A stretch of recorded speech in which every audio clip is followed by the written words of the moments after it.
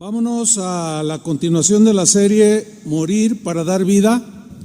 Hoy voy a tocar el tema número 6, la escuela del quebrantamiento. La escuela del quebrantamiento. Bien, después de 5 enseñanzas sobre este tema, hemos aprendido que el quebrantamiento pues es algo necesario para cada uno de nosotros, ¿sí? Porque no hay otra manera en que el trigo se convierta en pan si no es triturado el trigo, ¿sí? En la escuela del quebrantamiento aprendemos que hay varias formas que Dios usa para nuestra formación y transformación de nuestro carácter al carácter de Cristo. Esto es a través del quebrantamiento, pero hay varias formas que Dios usa. Número 1, cuando pecamos y ofendemos a Dios. ¿Qué sucede cuando pasa esto? Bueno, en primer lugar debo decir lo siguiente: no es voluntad de Dios que pequemos. Él vino a deshacer las obras del diablo y una de esas obras es que nos tenía prisioneros del pecado. No es la voluntad de Dios que pequemos. Sin embargo, cuando lo hacemos, lo que sucede o provocamos es que entristecemos al Espíritu Santo de Dios que vive en nosotros. En Efesios 4:30 dice lo siguiente: y no contristéis al Espíritu Santo de Dios. Si vemos el contexto, que no tenemos el tiempo, vemos que los enojos, las griterías, las maldiciones, el mal carácter, todo eso que son pecado delante de Dios, entristece al Espíritu Santo. Por eso dice Pablo aquí: y no contristéis al Espíritu Santo de Dios, con el cual fuisteis sellados para el día de la redención. O sea, como propiedad suya somos sellados, pero el Espíritu Santo, como es una persona, se entristece cuando pecamos. Ahora bien, este tipo de quebrantamiento es causado por el dolor que sentimos cuando pecamos. Si usted no siente dolor cuando peca, algo anda mal ahí, ¿verdad? Pero cuando pecamos, entristecemos al Espíritu Santo y esto causa un dolor profundo en nosotros. Ese dolor golpea nuestro corazón por haber ofendido al Señor. Así como el hijo pródigo, ¿se acuerda? Que cuando volvió en sí, dijo: ¿qué he hecho? Voy a ir a la casa de mi padre. Le dije: Padre, he pecado contra el cielo y contra ti. El corazón de este hijo pródigo fue quebrantado con un profundo dolor de arrepentimiento. Sin embargo, este doloroso quebrantamiento tiene un efecto positivo, ¿sí? Es decir, abate la rebeldía, le pega duro, ¿sí? Este quebrantamiento, este dolor que sentimos cuando pecamos contra Dios, porque va directo a nuestra rebeldía y nos vuelve humildes delante del Señor. Tiene un efecto bueno. El rey David aprendió esto en la escuela del quebrantamiento. Este punto número 1. Él lo aprendió cuando en el Salmo 51, que es un salmo que fue producto de su arrepentimiento, del dolor profundo que él sintió después de haber pecado de manera muy, muy notable contra Dios por haber tomado una mujer que no era la de él, y brotó el Salmo 51 en un profundo quebrantamiento doloroso. Y dijo David en el Salmo 51, versículo 1: ten piedad de mí, oh Dios, conforme a tu misericordia, conforme a la multitud de tus piedades, borra, dice, mis rebeliones. Estaba muy dolido, muy quebrantado David por haber pecado. Dice en el versículo 2: lávame más y más, dijo, de mi maldad, y límpiame de mi pecado. Versículo 3, porque yo reconozco, esto es sumamente importante, porque yo, dijo David, reconozco mis rebeliones. Yo sí, yo las reconozco, no me justifico, no le echo la culpa al otro, no hago que el otro confiese, no, yo confieso mi pecado. Yo reconozco, dijo, mis rebeliones. No trasladó el pecado también a Betsabé. No, pues ella dijo que sí. A ver, ella que no argumentó nada. Dijo, yo reconozco mis rebeliones y mi pecado, dijo, está siempre delante de mí, porque yo fui el que pequé. Contra ti, dice con profundo dolor, contra ti solo he pecado y he hecho lo malo delante de tus ojos. Pedro, el apóstol, también estuvo en la escuela del quebrantamiento. Ya conocemos la historia, que después de haber maldecido y negado a Jesús, el gallo cantó. ¿Se acuerdan de la historia? Y Pedro se acordó que Jesús se lo había advertido y terminó llorando, dice, amargamente, con un profundo dolor por haber maldecido y haber negado a Jesús. Y estuvo llorando, la Biblia no dice cuánto, pero yo puedo asegurar que fueron horas de profundo dolor. Esto provocó algo bueno en su corazón, porque su corazón estaba profundamente quebrantado, dolido por haberle fallado al Señor. Y lo demostró al desbordarse en llanto doloroso y amargo. Pero este dolor tuvo un efecto positivo. ¿Saben qué sucedió en la vida de Pedro? Quebrantó su orgullo. No solo eso, quebrantó su prepotencia, su autosuficiencia y su terquedad, y lo convirtió en un hombre humilde de corazón. Hablando de terquedad, volviendo a David, en relación con su pecado que confesó en el Salmo 51. Pero hay un salmo que es el 32, que aunque parezca 32 al 51, parecen casi 20 salmos, pero son ligados, no están cronológicamente acomodados. Pero David, antes de arrepentirse, duró todo un año sin reconocer su pecado. Su obstinación y terquedad, o sea, se obstinó, dijo, no, pues yo que soy el rey, y se justificaba, y duró un largo año. Sin embargo, llegó el día en que su obstinación y su terquedad finalmente fueron quebrantadas por Dios. Y en el Salmo 32 el Señor le ofrece consejo a David, le ofrece instrucción, supervisión para el camino que le quedaba por delante, pero ya no podía seguir igual. Y en el Salmo 32, versículo 8, le dijo lo siguiente, está hablando el Señor, le dice, te haré entender. ¿Cómo entiende usted esa frase? Te haré entender. O sea, significa esto. Mira, David, yo estoy preocupado porque tú entiendas de qué se trata, que tú seas un siervo mío, un hijo mío. Te voy a hacer entender.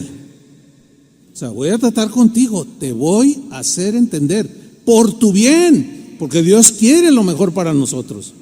Y te voy a hacer entender, pero te va a doler. Sigue diciendo, y te enseñaré el camino. Fíjate qué privilegio que Dios mismo le haya dicho a David, te voy a enseñar el camino en que debes andar. O Sobre ti, le dijo, fijaré mis ojos. Te voy a estar observando cada momento de tu vida. No voy a permitir nada que te dañe y me ofenda a mí. Voy a tratar contigo, David. Y en el versículo 29 le advierte sobre su terquedad, porque le dice: no seas como el caballo. Aquí se refiere al caballo rebelde. No seas como el caballo, no seas como el mulo sin entendimiento. Otras versiones lo traducen sin discernimiento. O sea, ¿que no alcanzas a distinguir entre lo bueno y lo malo? No seas como el mulo, y no lo sabes distinguir porque eres terco como una mula o como un mulo, David. Y eso necesito tratarlo contigo. No seáis como el caballo o como el mulo sin entendimiento, que han de ser sujetados con cabestro, o sea, con rienda y con freno, porque si no, no se acercan a ti. El mismo versículo 9, en la versión Palabra de Dios para Todos, miren cómo lo traduce: deja la terquedad, David. Deja la terquedad que te impide acercarte al Señor.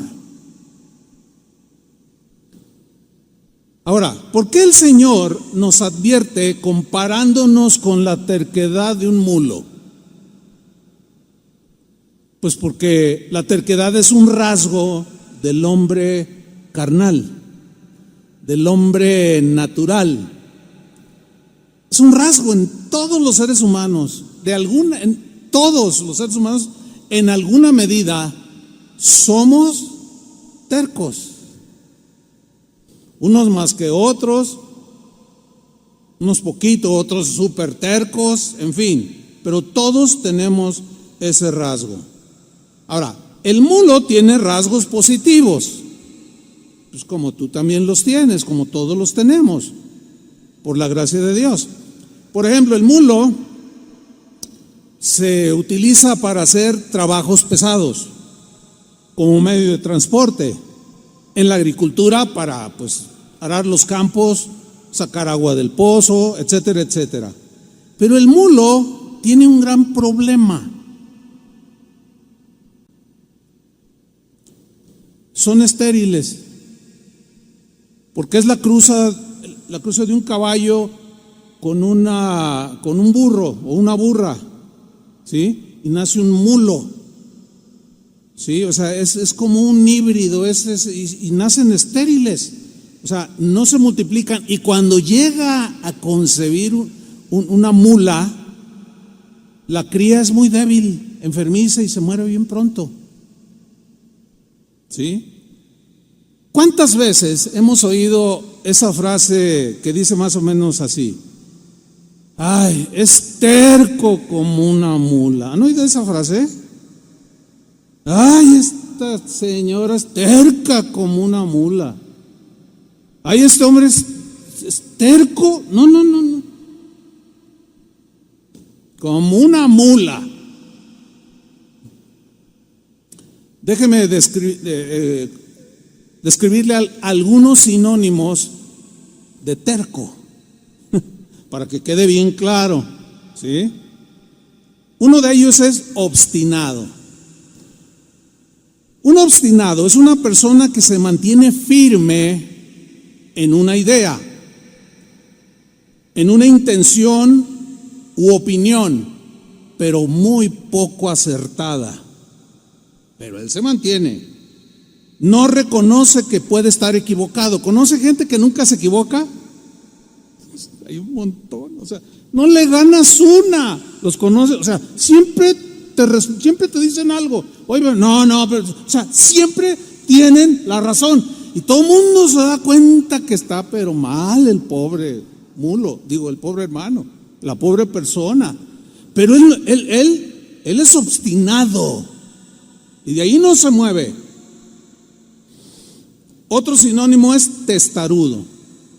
Un testarudo es una persona que tiene dificultades para dialogar de manera objetiva y coherente con otras personas.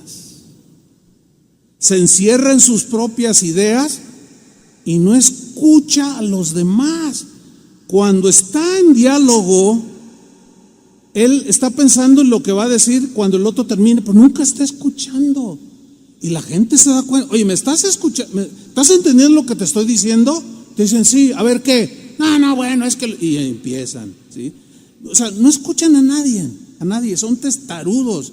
Bueno, no escuchan ni a Dios. David, su terquedad, su nivel de terquedad lo llevó a que todo un año no escuchara a Dios, no obedeciera a Dios. Otro sinónimo de terco es intransigente. Una persona es intransigente o que es intransigente es alguien que no acepta las opiniones de los demás, las ideas que son distintas a las suyas. Lo de él, eso es lo mejor. ¿Conoce gente así? Otro sinónimo, caprichoso. Es alguien que toma decisiones arbitrariamente, no toma en cuenta a su esposa, tiene muchas broncas en el trabajo porque no consulta con su jefe inmediato. Oye, ¿por qué hiciste eso? No, pues es que eso es lo que se debe de hacer, pero debiste de haberme dicho. Ah, bueno, está bien, pero por acá adentro, no, pero pues este cuate no sabe nada, yo sé más. Qué horrible es ese rasgo de carácter, ¿a poco no? ¿Sí o no? Espantoso. Algunas esposas y también esposos batallan con la terquedad de sus esposas o esposos. Mire, yo he escuchado infinidad de veces esposas decir, ay, amor, tómate la medicina. Híjole, si algo somos los hombres en este punto, híjole, no, nos pintamos solitos. Amor, tómate la medicina. Y tercamente el marido le responde, estoy bien, no pasa nada. Pero el doctor te dijo claramente, no, estoy bien, exageran. O sea, mire, le voy a contar algo. Tuvimos un vecino que empezó a sentir un dolor agudo aquí en el pecho. Su esposa le dijo, te llevo al hospital. No, estoy bien, nada más quiero descansar. Prepárame un cafecito. Estoy bien. No, y dice ella que lo empezó a ver descolorido y lo tocó y helado. Le dije, no, te voy a llevar al hospital. No, es que estoy bien, no te estoy diciendo que estoy bien. Así déjame, ya se me va a pasar. Y así duró toda la tarde. En la noche se agudizó el dolor. Le dijo, amor, te voy a llevar, que estoy bien, que no te estás fijando que estoy bien. Además estoy diciendo que se me va a pasar. En la mañana cuando despertó la señora tenía un muerto a su lado. Ella misma nos contó, a mi esposa y a mí. Dice, nunca logré que mi esposo se le quitara lo terco y su terquedad. Relativamente joven, el hombre de 50 años.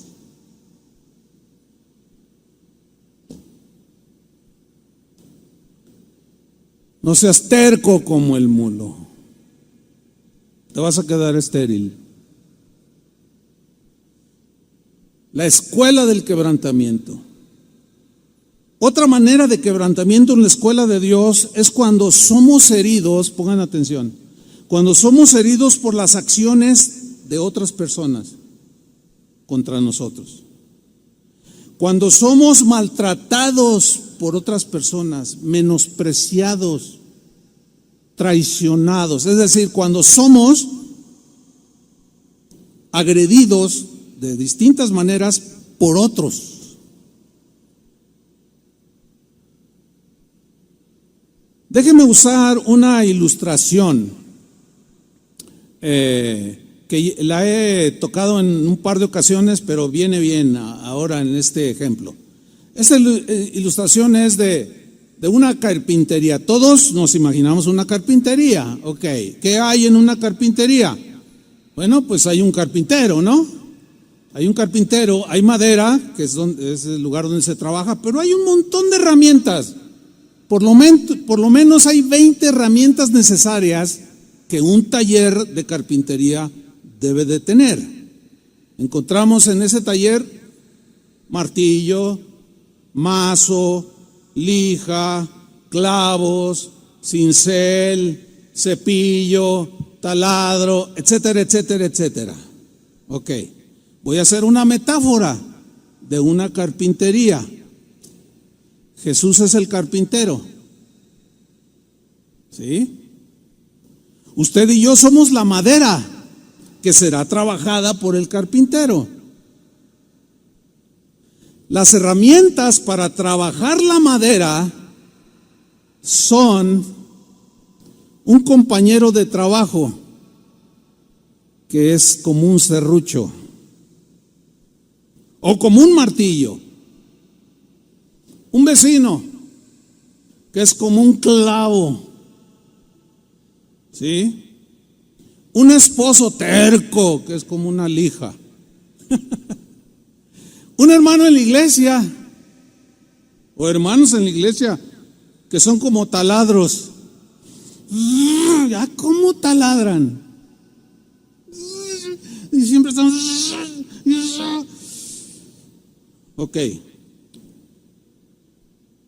Cada herramienta en un taller de carpintería tiene su función.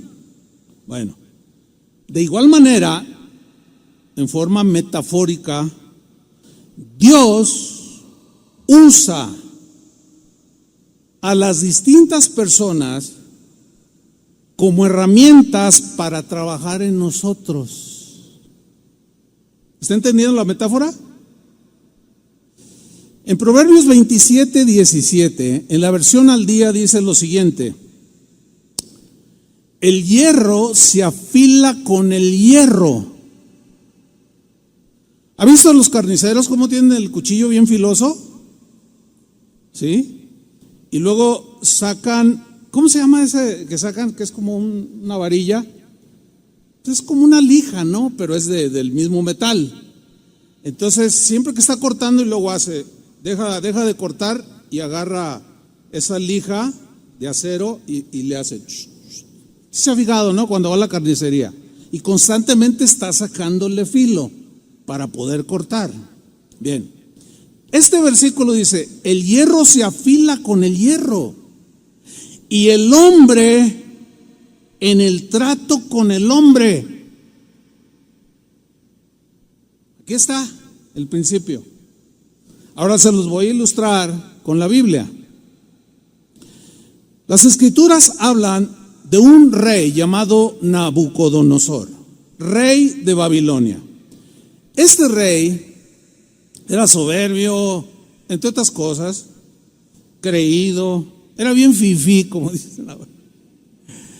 Este Nabucodonosor se ensañó con los judíos, fue despiadado con ellos, los llevó cautivos a Babilonia. Esa cautividad duró 70 años. Y aquí es donde entró el carpintero. Tomó a Nabucodonosor como si fuera un serrucho o una sierra que corta o un martillo que golpea y clava. A la vez Dios usó las circunstancias para tratar con su pueblo, Israel. Un pueblo que constantemente se rebelaba contra Dios. Exactamente como lo hacemos nosotros, que constantemente estamos luchando, estamos batallando, ¿sí? Hace años hubo un caso muy interesante en cuanto aplica perfectamente para esta enseñanza. Un matrimonio de la congregación, pues asistían, ¿verdad? Regularmente, pero él era terco como una mula, y constantemente la esposa me pedía a mí que orara por su esposo. Y siempre me decía, ay, es que esto, es que lo otro. O sea, se quejaba mucho de su esposo. Cuando yo hablaba con él, siempre estaba, oye hermano, pues tu esposa, de esos que, no, bueno, pues es que así soy yo, ¿verdad? Oye hermano, tienes que reaccionar, agarra la onda. No, pues es que, Entonces, ella insistía en la oración. Yo le dije, ok, vamos a seguir orando. Y dice, que el Señor le haga como quiera, pero que no me lo cambie, porque lo amo. Que lo cambie a Él, pero que le haga como quiera. Yo la miré y le dije, como el Señor quiera, ¿estás segura? Y me dice, sí. Ok, seguimos orando. Ándale, un día me habla casi de madrugada a mi casa, pastor, secuestraron a mi marido. Pues no era un secuestro. Llegaron, en aquel tiempo pues eran los judiciales, ¿no? Llegaron y lo agarraron y lo metieron a la cárcel. Lo habían acusado de un delito. Y estaba llorando la hermana desconsoladamente. Ay, pues, le digo, ¿te acuerdas que tú dijiste que como Dios quisiera? Ay, bueno, sí, pero así no. No, bueno, pues es que nosotros no vamos a poner las condiciones. El terco necesita, ¿qué? Algo de firmeza y dureza.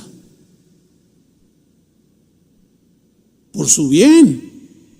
Bueno, pues estando ahí en la cárcel, para no hacer larga la historia, se aventó como 13 meses en la cárcel. Finalmente lo dejan libre. ¿Sabe qué? Discúlpenos, usted es inocente, usted no es culpable. Y salió el hermano. Entonces cuando lo hablo con él, le digo, hermano, ¿cómo estás? Dice, ¿sabe qué, pastor? Gracias a Dios por esto que aunque me dolió, me hizo reaccionar, dijo. Y de ahí en adelante su vida cambió totalmente. ¿Qué sucedió? Dios usó a unos impíos que lo acusaron intencionalmente de algo que ellos habían hecho en su negocio o en el negocio donde trabajaban, y acusaron al hermano. ¿Está entendiendo? O sea, Dios se va a valer de lo que sea y de quien sea. Así como utilizó a Nabucodonosor para tratar con Israel. Pasan los años y se levanta un rey también muy en la historia muy famoso, Ciro, rey de Persia. Bueno, este Ciro era un guerrero y llegaron al imperio babilónico y lo conquistó. Venció a los babilonios. Fíjense qué cosas. Dios usó a Ciro, que inclusive hay un texto que dice, Ciro mi siervo, y era un pagano. Y luego Dios se refiere a Ciro como un martillo que estaba en la mano de Dios para castigar a su vez los excesos de Nabucodonosor. Porque el culpable nunca será inocente delante de Dios. O sea, fíjese, Nabucodonosor, despiadado. Israel, rebelde. El despiadado los conquista y los mete en cautiverio. Dios lo usa como serrucho, como martillo, como lija para tratar a su pueblo. Pero él es culpable de sus acciones. ¿Me estoy explicando? Llega Ciro y trata con Nabucodonosor. Miren lo que dice Jeremías 51:20, refiriéndose a Ciro. Le dice, por medio del profeta, martillo me sois. Yo me imagino así, al carpintero, ¿eh? Ciro, martillo me sois, y armas de guerra. Y por medio de ti, quebrantaré naciones, y por medio de ti destruiré reinos, y por tu medio quebrantaré caballos y a sus jinetes, y por medio de ti quebrantaré carros y a los que en ellos suben. Asimismo, por tu medio quebrantaré hombres y mujeres, y por medio de ti quebrantaré viejos y jóvenes, y por tu medio quebrantaré jóvenes y vírgenes. También quebrantaré por medio de ti al pastor y a su rebaño. No se refiere a un pastor como yo, es el pastor literal. Quebrantaré por tu medio a labradores y a sus yuntas, a jefes y a príncipes quebrantaré por medio de ti, y pagaré a Babilonia, ahí está, y a todos los moradores de Caldea todo el mal que ellos hicieron en Sión, o sea, a su pueblo, delante de vuestros ojos, dice Jehová. ¿Están viendo esto? No sé si lo están viendo con claridad. O sea, así como Dios usó a Nabucodonosor para tratar con Israel, como un carpintero usa sus herramientas, a la vez usó a Ciro para también tratar con Nabucodonosor.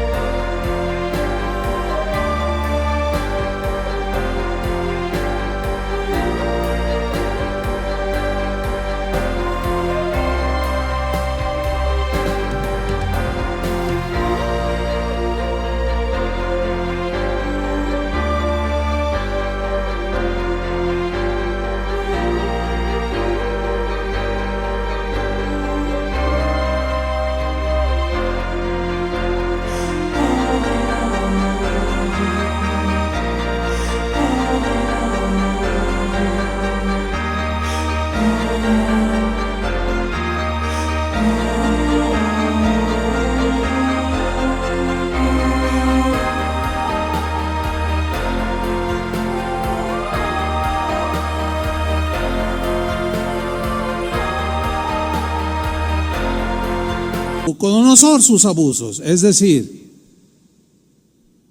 los que están a tu alrededor, quien sea, pueden ser usados por Dios para tratar contigo, para tratar tu mal carácter, para tratar la avaricia, para tratar la envidia, para tratar los celos. Dios va a usar, los usa como herramientas. No que Él los obligue a hacer eso, no. Él, como es omnisciente, todo lo sabe. Esa es la grandeza de Dios, ¿no? Que al saber todo, Él sabe cómo usar todo aquello para nuestro bien. Porque al fin y al cabo, eso sucedió para el fin, para bendecir a Israel, su pueblo. Fíjense, Nabucodonosor terminó confiando en Dios. No puedo ya narrar más la historia, es bastante larga. A lo que voy es que Dios sabe tratar con todos y cada uno de nosotros para al final hacernos el bien.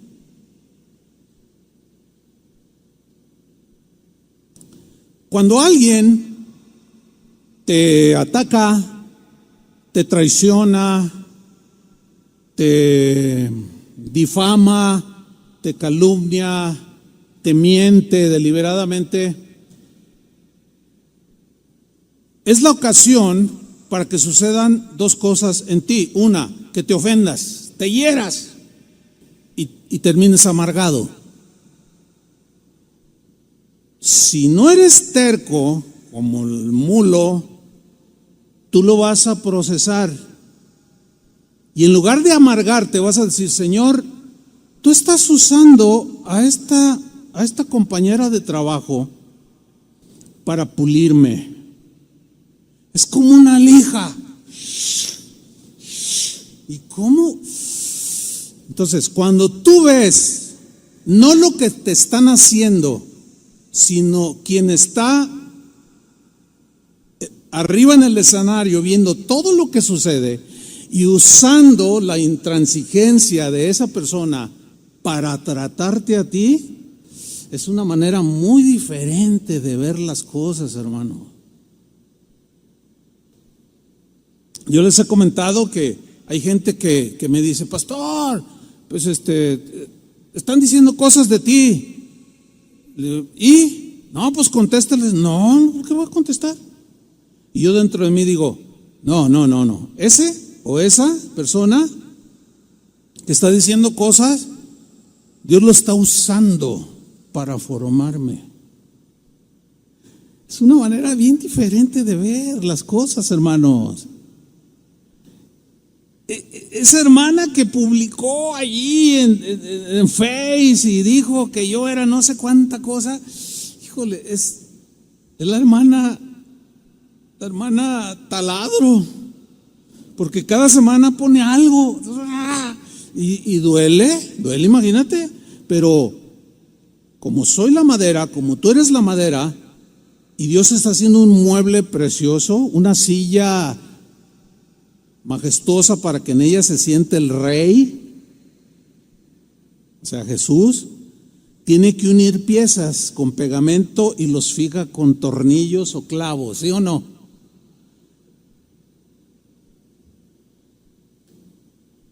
Metafóricamente hablando, alegóricamente hablando. Ahí está la madera, ahí está el tronco, lo corta, empieza a darle forma a las piezas, el carpintero. Y luego empieza a pulir y usa la escofina y él empieza a cortar, empieza a pulir. Luego ¿cómo se llama? El cepillo para limar lo áspero. Bueno, metafóricamente se imagina la madera, que es usted o yo. Y está por aquí un borde, que es un terquedad, para irnos con el hilo del mensaje. Entonces el Señor dice: no, pues este borde no se va a ver bien porque va a ser el brazo de la silla o del sillón que estoy fabricando. Entonces agarra el cepillo y empieza. Y cada cepillada, cepilladón. Y duele la cepillada. Y luego quiere unir dos partes y pone pegamento. Y dice: ay, qué rico se siente. Pero luego agarra unos clavos de este tamaño, y o sea, el hermano clavo, ¿verdad? Y agarra el vecino martillo y empieza pam, pam, lo ta. La madera grita porque le duele. ¿Cómo? Tengo que pasar esto. Y el carpintero le dice: sí, porque tienes que ser un mueble digno de un rey. Pero me duele mucho. No puede ser nada más ahí una banquilla, ahí una sillita ahí que cualquiera se siente y se rompa y se caiga. No, tienes que ser una silla como un trono, una obra de arte.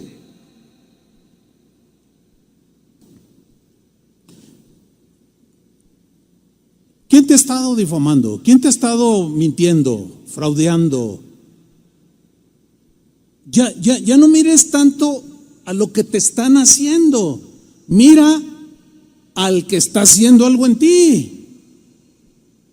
¿Me expliqué? Pues no me contestan, no sé si están dormidos, como no se ve. Se ven así. No alcanzo a ver. Así funciona. Es la carpintería del Señor, la escuela del quebrantamiento. Un tercer aspecto en la escuela del quebrantamiento que Dios usa para quebrantar nuestras vidas y formar nuestro carácter por medio de la disciplina. O sea, disciplina no de que diario me levante a las 6 de la mañana. No tanto me estoy refiriendo a ese tipo de disciplina, sino a la corrección. Aquí la palabra disciplina tiene que ver con corrección, que ya es como el último terminado para la obra, ese sillón majestuoso, ¿sí? Donde ya corre la mano y todo liso, todo bonito, todo bien ensamblado, ¿sí? Mire, déjeme ilustrárselo con la Biblia. En Hebreos capítulo 11, no tiene que abrirlo, todos sabemos que allí el escritor de la carta a los Hebreos escribió una lista larga de hombres y mujeres que fueron quebrantados. Muchos les llaman a ese capítulo el capítulo de los héroes de la fe, donde habla de Moisés. Por la fe Moisés dejó Egipto y rehusó llamarse hijo de la hija del faraón, pero ya hablamos de Moisés, que todo eso lo hizo después de 40 años de haber sido quebrantado en el desierto. Y luego habla de Abraham. Abraham fue probado, oiga, 25 años esperando un hijo porque era estéril. Su esposa era estéril, no podían tener hijos. A los 100 años le da un hijo, Isaac, y luego Dios le dice: ofréceme a tu hijo en sacrificio. ¡Qué prueba tan fuerte! Porque tenía que dar lo que más amaba y tanto había esperado. A veces Dios nos pide cosas así, hermano, pero no muchos están dispuestos a darle a Dios lo que les está pidiendo en sacrificio. ¿Sí? Y sigue la lista. ¿Y qué más digo de Sansón? Uno dice, bueno, Sansón, pues era bien fuerte, sí, pero cuando se metió en problemas, Dios trató con él y utilizó a los enemigos y lo dejaron en una condición terrible. Le sacaron los ojos, pero al final, conocemos la historia, estaba ahí todo vituperado, avergonzado, y estaba ciego, y lo llamaron a un palacio donde había una fiesta de los filisteos, y él tocó 2 pilares y oró y dijo: Señor, devuélveme la fuerza que tenía antes para ponerme a cuentas con mis enemigos y tus enemigos. Y Dios le devolvió la fuerza y tiró los pilares, cayó el edificio y exterminó a los enemigos que estaban allí dentro. Y así narra una lista. ¿Y qué más digo de Jefté, de Sansón, de Barak, de Josué? Todos, absolutamente todos pasaron por la escuela del quebrantamiento. Todos tuvieron situaciones como las que tenemos nosotros, o muy semejantes, unos de una manera, otros de otra. Bueno,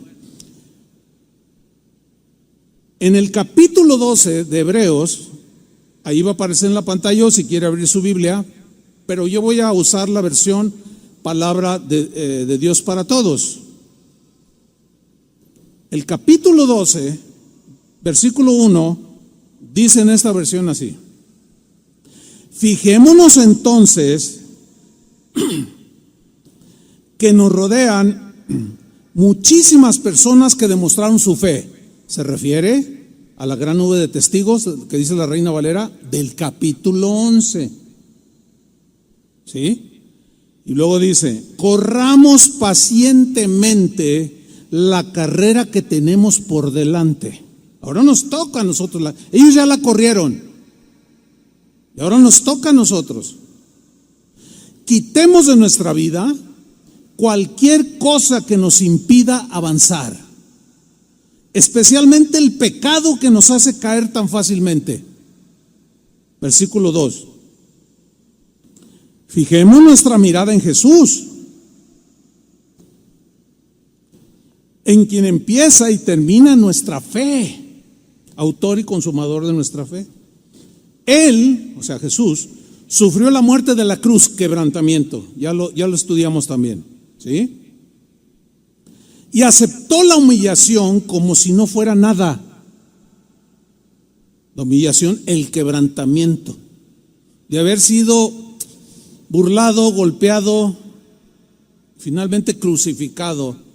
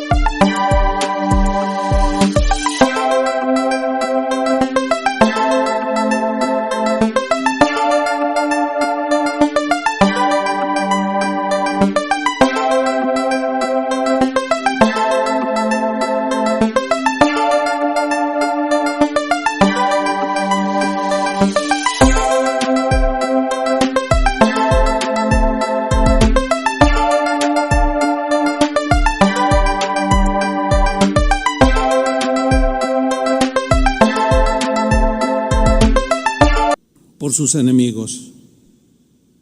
Todo para salvarnos. Pudo hacerlo, Jesús dice, por el gozo que le esperaba.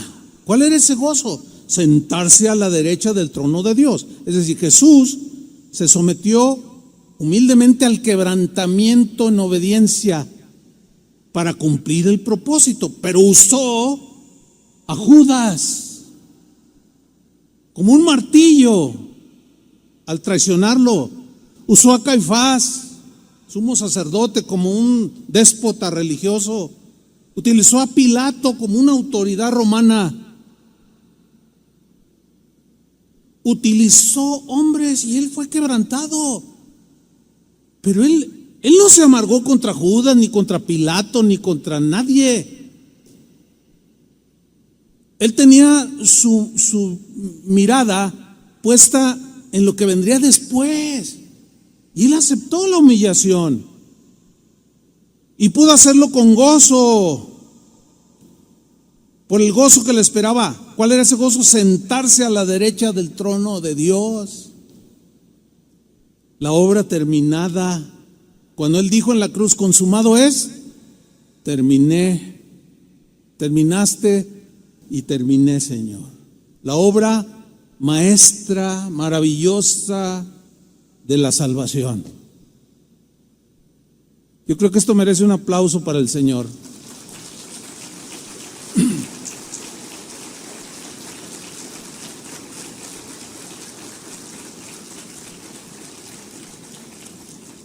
Ahora, veamos versículo 3. Continúa Hebreos. Si alguna vez se sienten desfallecidos y agobiados, yo me he sentido así en algunas ocasiones. Ustedes también, sin duda. Dice, piensen en Jesús. Piensen en Jesús. Pablo a los filipenses les dijo, haya en vosotros el mismo sentir que hubo en Cristo Jesús, el cual siendo en forma de Dios, no estimó el ser igual a Dios como cosa a que aferrarse, sino que se despojó de su gloria, de sus derechos, y tomando forma de siervo, se humilló y se hizo obediente hasta la muerte y muerte de cruz. Ok, estoy sufriendo. Bueno, estoy desfalleciendo, ya no aguanto. Piensa en Jesús. Mira, es una manera tan poderosa para sobreponernos a los Judas, a los Pilatos y a todas esas herramientas que cuando nos tocan nos duele, pero si somos entendidos nos están trabajando Dios en nosotros. Dice, entonces cuando se sientan desfallecidos y agobiados, piensen en Jesús, quien soportó pacientemente el maltrato de los pecadores. Es exactamente lo mismo que tenemos que hacer tú y yo.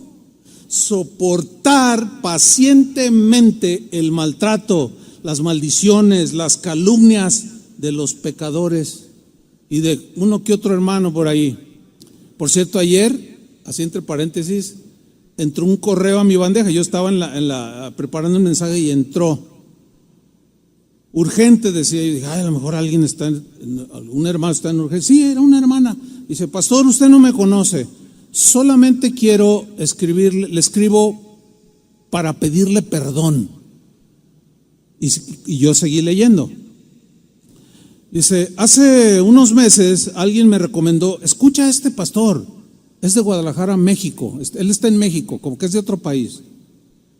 Dice, y cuando lo escuché por primera vez, yo nunca lo había oído, dije, y empecé a hablar muy mal de usted, dice. Inclusive le dije a la que me recomendó, no hombre, ese predicador no sabe nada, es un esto y lo otro. Y dije un montón de tonterías, pero ¿sabe por qué las dije, pastor? Porque me estaba llegando lo que usted estaba enseñando. Y algo quedó, pero yo seguía hablando mal de usted, pero algo quedó del mensaje que me estaba inquieta y volví a escuchar otro, y me di cuenta que usted habla el evangelio de Jesús. Estoy profundamente arrepentida, dijo. Pero lo calumnié y le pido perdón. Entonces ya ven que hay un dicho que dice, ojos que no ven, pues corazón que no siente, ¿verdad? Pues yo ni en cuenta, ¿no? Entonces yo le dije, sí la perdono, porque ella estaba pidiendo perdón. Y le dije, y si en algo yo le puedo ayudar, con mucho gusto. Hay en vosotros el mismo sentir que hubo en Cristo Jesús, que sufrió pacientemente el maltrato de los pecadores. Sigue el versículo 4. Ustedes, les dijo a los que se les leyó esta carta, han luchado contra el pecado, sí, pero no hasta el punto de perder la vida, al igual que nosotros. Porque los primeros cristianos perdían la vida por ser cristianos y daban su vida. Versículo 5. Son hijos de Dios, pero olvidaron lo que Él les dice a sus hijos para animarlos. Y luego ya está entre comillas, hijo mío, o sea, Dios hablando, hijo mío. Eso es lo que ya habían olvidado y a nosotros también se nos olvida y nos desanimamos, porque se nos olvida pensar en Jesús y vemos que lo que nos están haciendo otros o nos están maltratando, estamos profundamente heridos y se nos olvida Jesús. Pero el Señor, el escritor dice, ustedes ya se olvidaron lo que Dios dijo, hijo mío, toma en serio la disciplina del Señor y no te desanimes cuando el Señor te corrija. El Señor disciplina a todo el que ama. ¿Te ama Dios? A mí sí, por eso me disciplina. El Señor disciplina a todo el que ama y castiga a todo el que acepta como su hijo. Bueno, en este versículo 6 vemos dos cosas: disciplina y castigo. Bueno, aquí cuando habla de disciplina utiliza la palabra griega paideu. Esta palabra, que se traduce por disciplina, conlleva la idea de enseñar, de instruir, de adiestrar. Un padre a su hijo con el propósito de enseñarle lo bueno para que sea un buen hombre, una buena mujer, y constantemente lo está instruyendo. Esa es la idea de disciplina aquí. Pero lo otro que aparece en este versículo es la palabra Dios disciplina al que ama y castiga a todo aquel que acepta como su hijo. Bueno, y aquí hay algo que se ha vuelto controversial en los últimos años.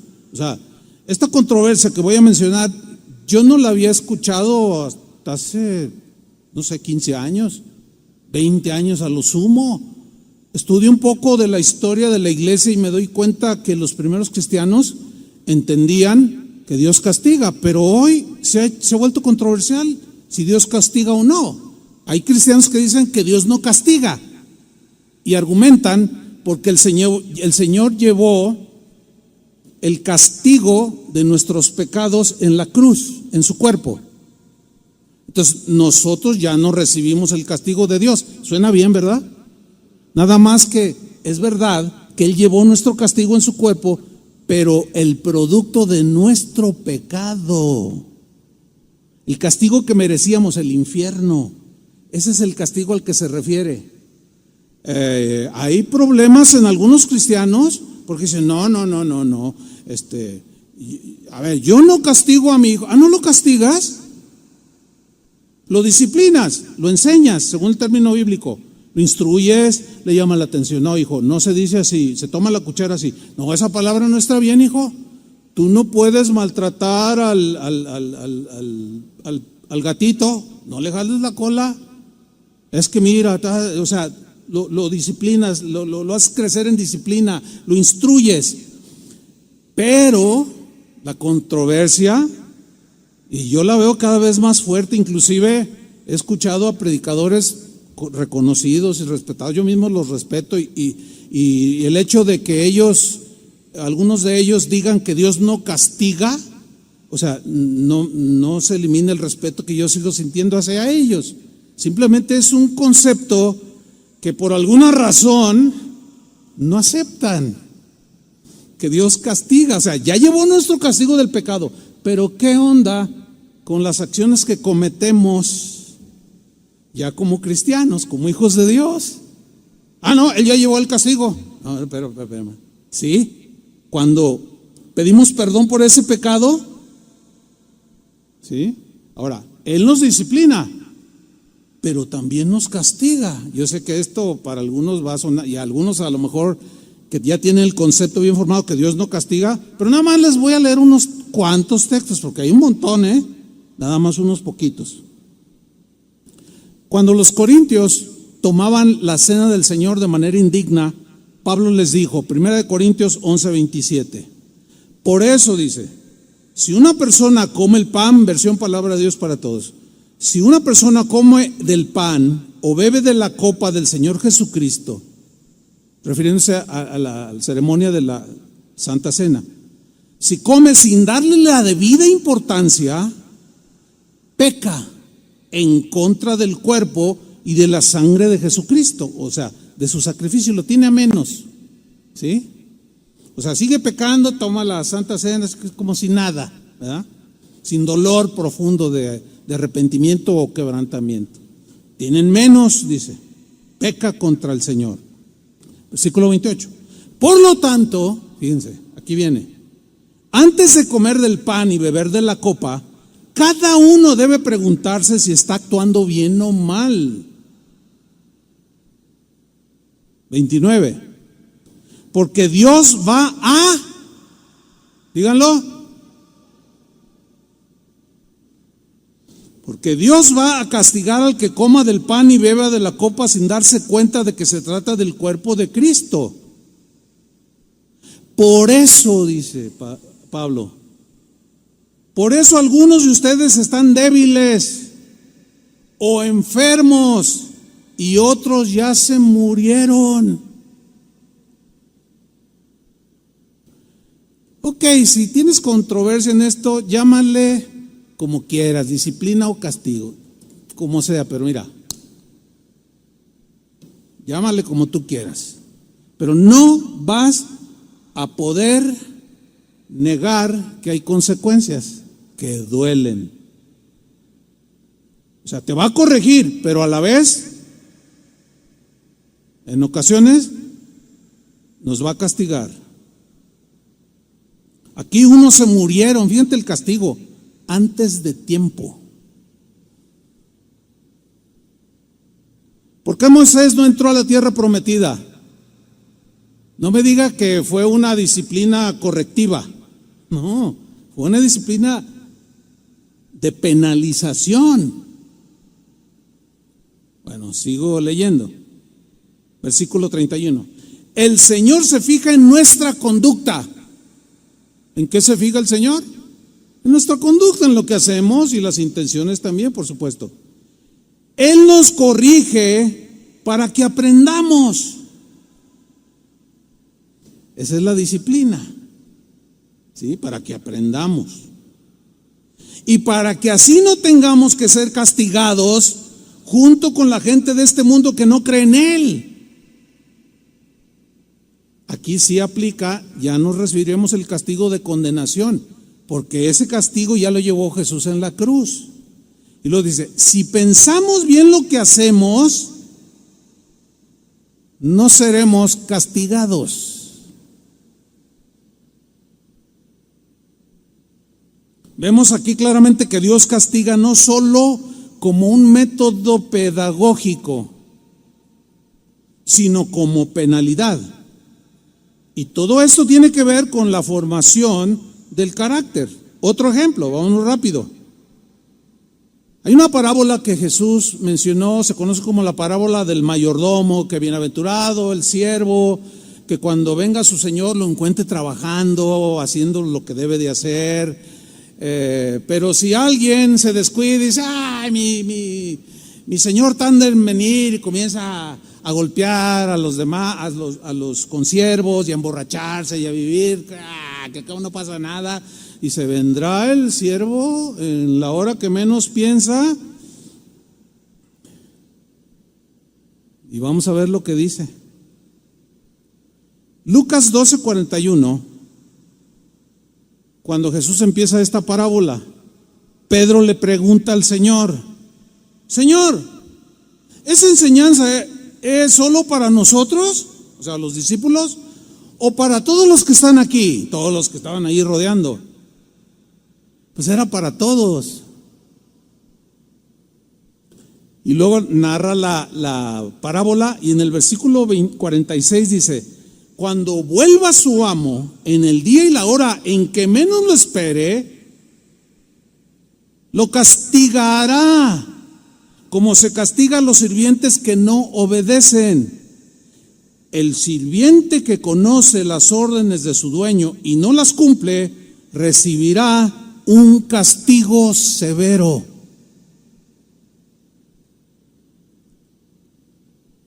Y un último ejemplo, 1 Tesalonicenses 4:6. Pablo le escribe a los cristianos en Tesalónica, y miren lo que les dice: que ninguno agravie ni engañe en nada a su hermano.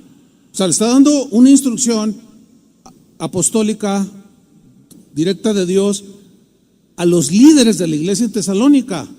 O sea, cuiden, observen que ninguno agravie ni engañe en nada a su hermano, porque esto provoca situaciones conflictivas dentro de la iglesia. Que ninguno engañe en nada, ni agravie en nada a su hermano. Y luego miren la frase que sigue: porque el Señor es vengador de todo esto. ¿Se acuerdan que la Biblia dice, no os venguéis vosotros, sino dejar que sea Dios el juez justo? Entonces aquí claramente dice, da a entender que si alguno agravia a su hermano de cualquier manera, el Señor es vengador de ese agravio.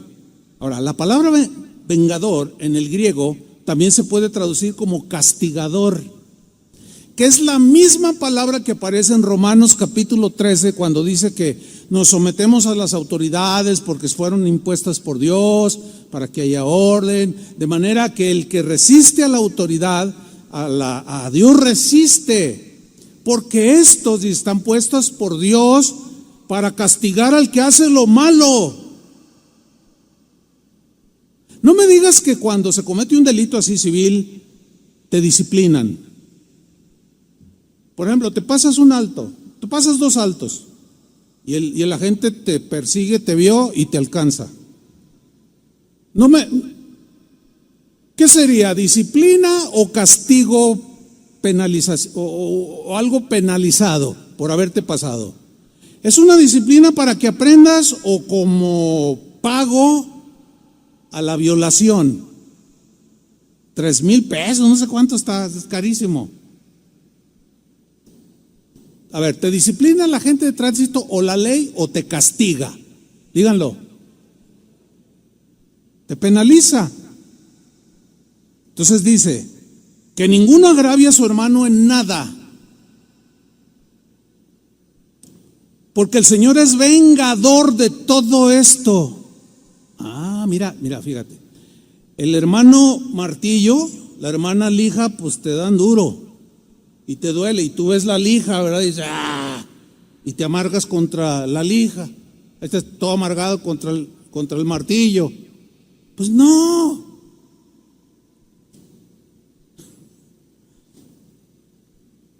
Así no funciona, así no es. Quien te haga lo que te haga, ¿quién es el castigador de lo que te hicieron? Sea cristiano o no cristiano.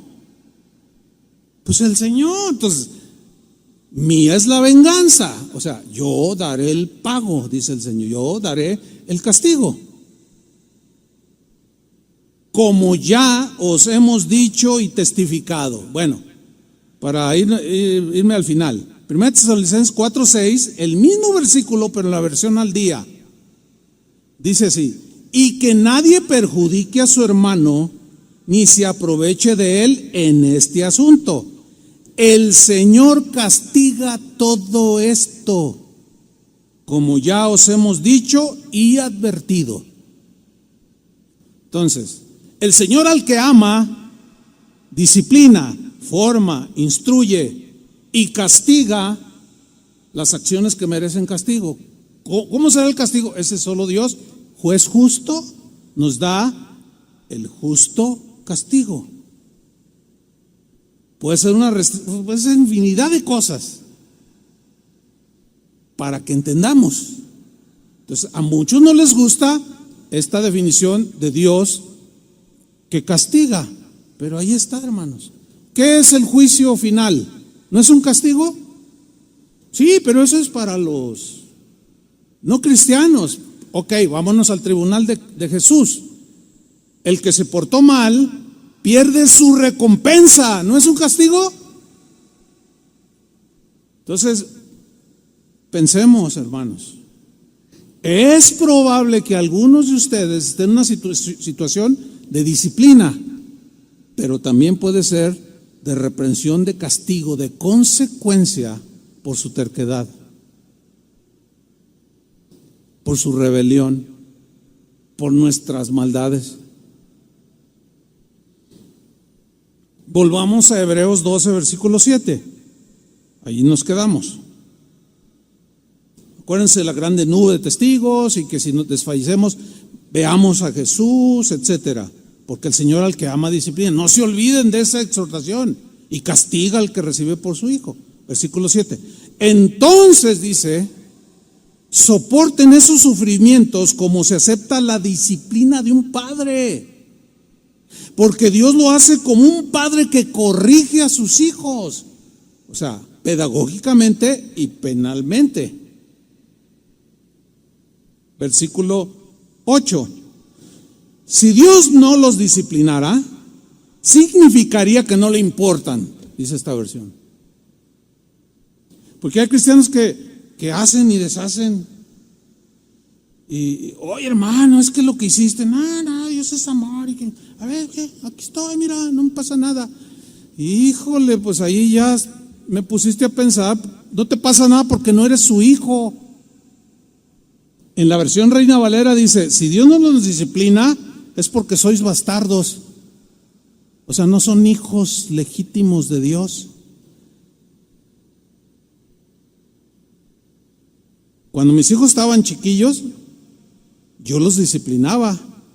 Pero mis vecinos de los lados y de enfrente tenían también sus chiquillos. Pero yo no les podía disciplinar porque no eran mis hijos.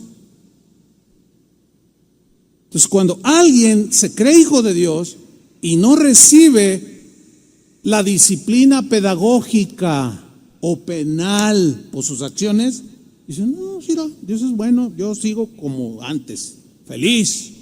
es que no eres su hijo.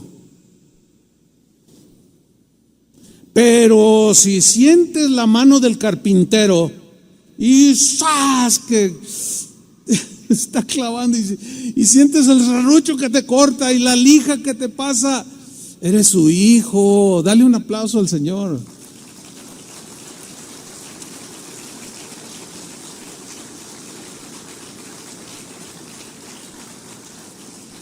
Dice el versículo 9: todos hemos tenido padres en la tierra que nos han disciplinado y nosotros los respetamos. Ahora, nuestros padres nos disciplinaban pedagógicamente, ¿sí o no? Nos enseñaron cómo hablar, qué no decir, ¿sí o no? Pero ¿qué tal cuando te hiciste la pinta? Te castigaron, ¿no? Ahí está otra vez. Pues no te voy a dar domingo. Este domingo no tienes para... No, pero que no. Para que aprenda. No puede andar haciéndose eso. Bueno, esa no fue disciplina pedagógica, sino penal. Ok. Todos hemos tenido padres en la tierra que nos han disciplinado y nosotros los respetamos. Entonces, es aún más importante someternos a nuestro Padre Celestial, que nos disciplina y castiga para poder vivir. 10. Nuestros padres en la tierra nos corrigieron por poco tiempo, o sea, lo que duramos en el hogar. Lo hicieron de la mejor manera que pudieron. Pero Dios nos corrige para ayudarnos a ser santos como Él. Versículo 11: y no nos gusta cuando nos corrigen, porque nos duele. Pero luego de haber sido corregidos, da buenos resultados. Entonces nos llenamos de paz y empezamos a vivir como debe de ser. Me encanta esta versión, como lo pone. Clarísimo. Hermanos, somos alumnos en la escuela del quebrantamiento. En la carpintería del Señor somos la madera. Dios está haciendo algo hermoso en cada uno de nosotros. Pero no pongamos vista en las herramientas, el martillo, el serrucho, los clavos, no, sino en el carpintero, lo que va a hacer con nosotros. Amén. Llega el tiempo del examen en toda escuela. Y el examen es al final del curso. Que todos pasemos el examen. No se vale copiar, porque pues ¿cómo copiar? Es como cuando íbamos a la escuela, a ver, ¿quién no copió de aquí? A ver, levanta su mano, ¿quién no copió? ¿Tú no copiaste, Julio? Oh, hijo, no, me voy a juntar contigo. No, es que como que todos hicimos acordeón. ¿Sí o no?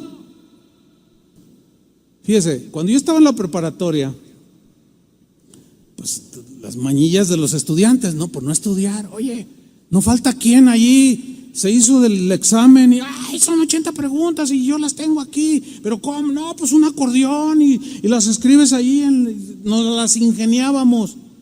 Pero un día me acuerdo que un maestro dijo, ¿saben qué? Este es el examen, creo que era el de física. Era una eminencia ese, era un ingeniero físico. Era chaparrito, pero tenía un conocimiento, era una eminencia. Era un catedrático en la universidad. Y dijo, miren, yo fui estudiante, pero mi papá me dijo, hijo, nunca copies porque te estás engañando a ti mismo. Si quieres llegar a ser un buen profesionista, estudia. Y si yo la agarré en serio. Entonces miren, si estudiaron o no es asunto suyo. Yo me voy a salir durante la hora que dura el examen. Si quieren copiar, copien. Y si no quieren, hagan lo que quieran, dice. Pero el día que se gradúen, los voy a ir a ver. Si se gradúan de ingenieros o de licenciados o de lo que sean, los voy a ir a ver cómo ejercen. Serás licenciado, pero serás tranza, ignorante, voluble. No servirás para nada más que para hacer tranzas, porque te la pasaste toda tu vida haciendo trucos.